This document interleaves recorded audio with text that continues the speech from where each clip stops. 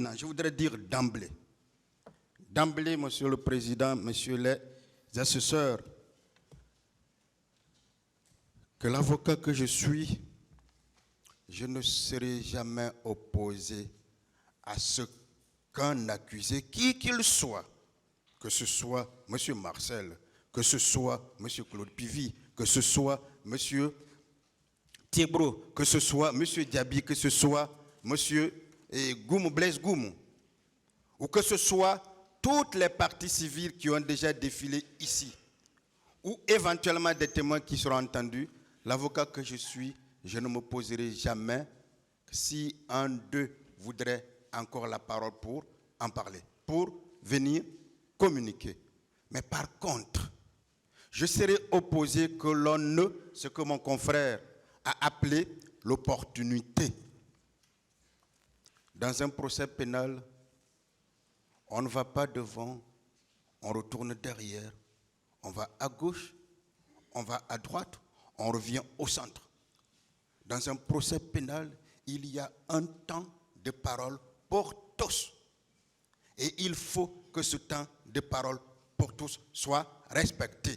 C'est pourquoi lorsque nous allons finir de la défense, nous allons finir de parler, si la partie civile veut répondre, si le parquet veut répondre, vous aurez d'abord l'obligation de donner la parole au parquet, parce que cet ordre-là s'impose à vous. Donc on ne confonde pas la police de l'audience à l'ordre d'intervention de tel et de tel. Et M. Marcel, les accusés ont déjà communiqué, les parties civiles sont en train de déposer devant vous, qu'on ne mélange pas les choses, qu'on ne chamboule pas les choses. Nous sommes dans un procès médiatisé, faisons les choses de manière civilisée, parce que c'est un procès civilisé. Et chacun de nous est vu ici, mais chacun de nous est également vu ailleurs. Je reviens sur un dernier élément et très important. Peut-être que beaucoup oublient. Chaque fois que, Monsieur le Président, vous avez appelé une partie à l'audience, vous avez pris une décision. Vous avez pris une décision. Et celle-là est une décision de justice qui s'impose à vous, qui s'impose à toutes les parties. Nous venons d'entrer dans cette salle d'audience. Vous avez appelé, il me semble, monsieur, je ne sais plus, Barry, mais qui est venu à l'audience, qui devrait tenir sa parole. Est-ce qu'un acteur ici est supérieur à un autre acteur pour que pendant qu'un acteur a la parole, qu'on lui retire la parole pour que lui, il vienne communiquer? Moi, je suis avec les principes. Je suis avec les principes. Les détails, mais je suis déjà heureux lorsque une personne poursuivie au criminel vient devant vous dire, je veux dire la vérité, il vous dit qu'il n'a jamais dit la vérité. Mais ça, c'est un autre problème. Nous en discuterons parce que personnellement, je ne sais pas ce qu'il va dire. Eh bien, dans tous les cas, je suis avocat, préparé à tout pour répondre ou intervenir, quel que soit ce que je peux voir devant.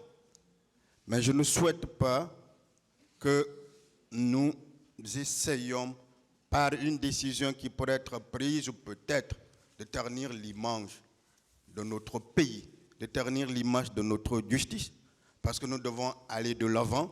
Et M. Marcel aura tout le temps de parler. Il aura tout le temps de parler lorsque le moment viendra. Je vous remercie.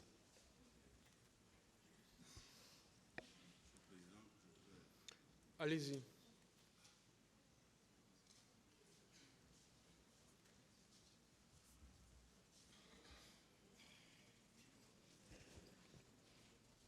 Merci, M. le Président. Nous avons tous intérêt à ce que on parvienne à la manifestation de la vérité. Opportunité, dit-on. Mais qu'est-ce qui est plus opportun qu'un accusé veuille parler, l'accusé qui s'est toujours tu, qui n'a rien dit, disant « je ne sais pas, je ne sais pas ». Nous étions à la première phase de la procédure. Nous étions à cette première phase de la procédure. Marcel n'a pas voulu parler. Lorsque Marcel exprime la volonté de parler, je pense qu'il n'y a pas plus opportun que cela. Monsieur le Président, honorable assesseur, l'intérêt de ce procès, c'est d'arriver à la manifestation de la vérité. Cette vérité, Marcel pense qu'il l'a. Je ne vais pas revenir sur tout ce qui a été dit, parce que ce qui est la loi, c'est la loi. Nous, autres acteurs de la justice, défense, partie civile,